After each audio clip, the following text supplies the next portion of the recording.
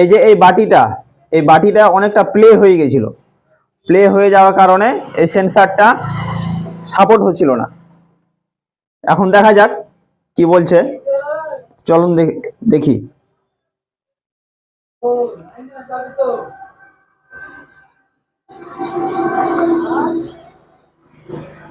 এরকম ভাবে আমরা সেন্সারটাকে রেখে পিক আপ দিব। পিক আপ দেওয়ার পরে যেটাতে সেট করবে, মানে সব থেকে বেশি স্পিড হবে এবং কোনো সাউন্ড হবে না, তাহলে জানবো আমাদের সেন্সার সেট হয়ে গেছে।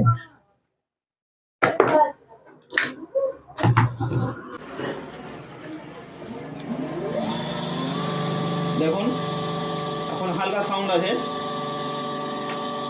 এই সাউন্ডটাও থাকবে না।